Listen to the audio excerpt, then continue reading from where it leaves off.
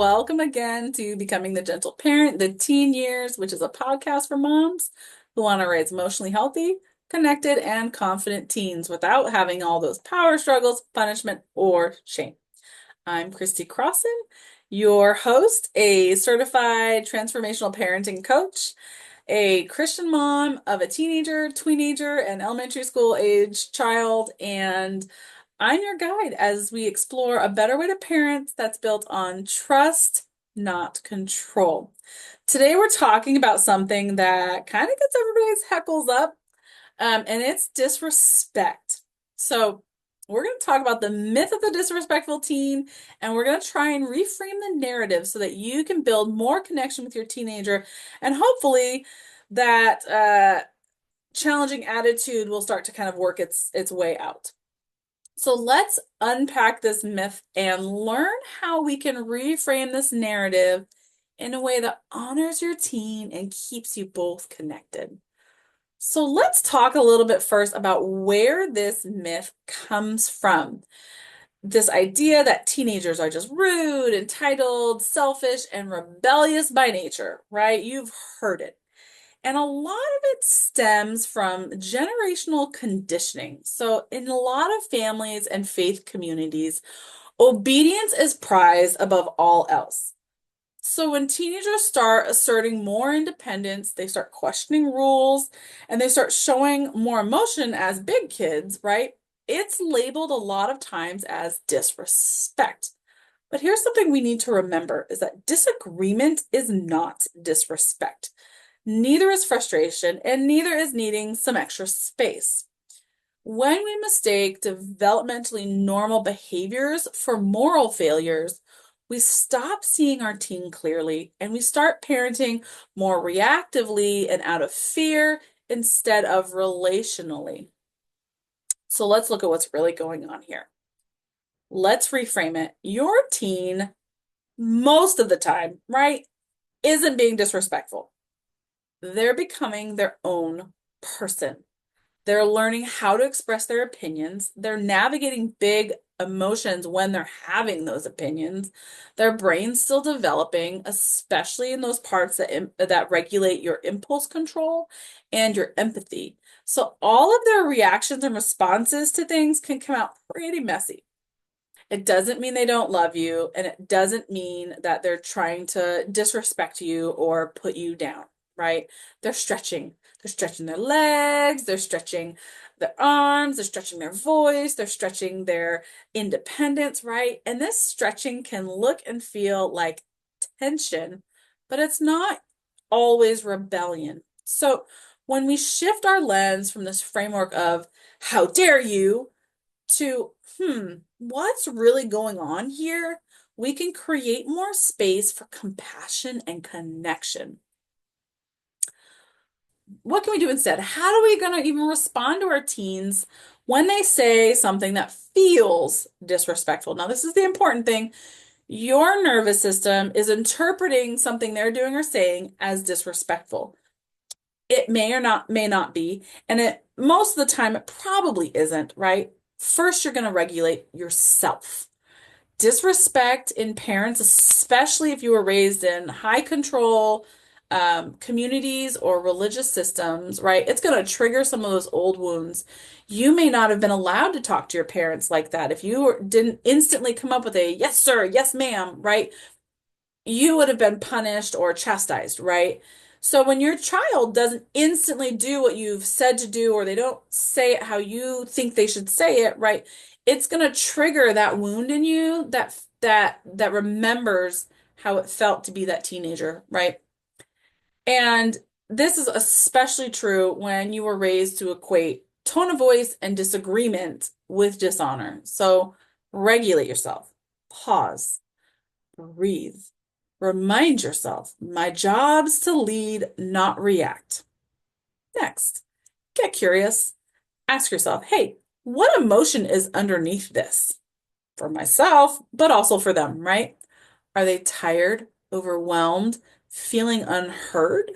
Am I responding to their tone or their heart, right? And is my tone the kind of tone I want them to reflect back? A lot of times we are allowed to have a tone with our children, right?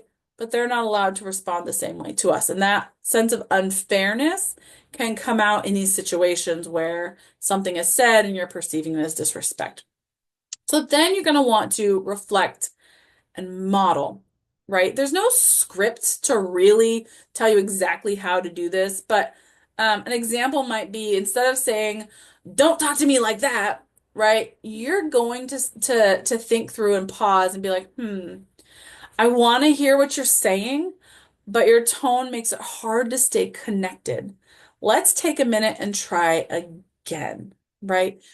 You're giving them an opportunity to do over in a way that's gentle and kind and respectful and honors them, right? That's gentle parenting. You're setting a clear boundary, you're using a calm tone, and you're trying to use a strong connection with them to have the conversation that needs to be had in that moment. I want to talk a little bit about name calling and true disrespect because there are some parents out there in some situations where your teenager might actually really cross a big line. They might call you a name, they might start cussing at you, they might lash out in a way that's really, really hurtful. Um, we're not going to ignore these moments with gentle parenting, but we want to respond in a way that teaches instead of punishes, right? We're not going to send them to their room or take away their phone because they lashed out at us in that moment, right? So talk about what boundary setting can sound like when your teen is truly disrespectful. Hey, I'm not okay with being called that, and I love you too much to let this be the way that we speak to each other. Let's try that again. Hey, you're allowed to be upset, but you're not allowed to be hurtful. We'll continue this conversation when we're both calm and respectful. So let's take a break. The goal here is to remain grounded in respect for yourself and your teen. You're teaching them that relationships have boundaries and that love doesn't mean tolerating harm, right? So when the moments pass, you can always circle back with repair. Let's talk about what happened. I want to understand where that came from, and I want to make a plan for how we handle it the next time. Boundaries aren't the opposite of connection, they actually can help protect it. So, why does this matter in the first place, right? Why does it matter whether we call it, oh, they're being disrespectful or not disrespectful? Well, something happens in our own brains when we label our child, when we label our teen as disrespectful. We actually miss the opportunity to guide them. We end up teaching them to fear disapproval instead of understanding their big emotions. And we chip away at trust, right? When we start calling our children names, and our teenagers names, like that hurts. Like you don't want to be called disrespectful when you have a tone with your teenager because you're frustrated and stressed out, right? They don't want the same thing either. So when we reframe it in our minds and our hearts and in our mindset, right, we affirm their dignity while still guiding their behavior. We end up getting to teach them how to express hard emotions without being harmful in relationships, right? Because these things can impact them in their friendships, when they're dating, someday if they get married, right? In their work relationships, that just because we're frustrated doesn't mean we get to treat people poorly, right? And so we can teach them how to treat people more kindly by being kind to them first. So isn't that what we really want long term, right? Teens who know how to self-regulate, who feel safe coming to us, who are growing into emotionally mature adults. And the important thing is that it starts with us not taking it personally and not believing the lie that teens are just naturally bad or naturally disrespectful, right? They're not broken. They're still becoming the adults that they're going to be later on. And this transitionary time is a wonderful opportunity for you as the parent to get to pour into them the things that you want to see come back out later. So, mama, let's drop the myth, right?